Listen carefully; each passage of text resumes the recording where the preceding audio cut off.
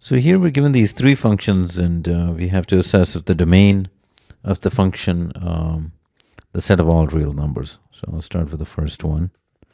Here, the denominator is always going to be positive because x squared is greater than or equal to 0, and I'm adding 2 to that. So that will always be positive.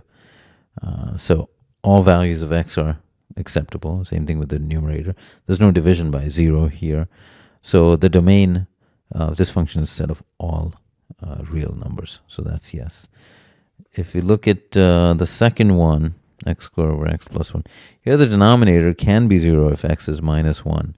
So x equal to minus 1 has to be excluded from the domain. It's not, the function is not defined. So here the domain doesn't consist of all set of all real numbers. So the answer here would be no. And finally, for h of x, here the denominator is okay. This is always greater than or equal to 0. Actually greater than 0, not equal to 0, because this is what would be equal to 0. We're adding 3 to it. So the denominator is fine. We can take all real values, but the numerator, x has to be positive. X can't be, for example, minus 3. So here, the domain is not the set of all real numbers, so that's a no as well.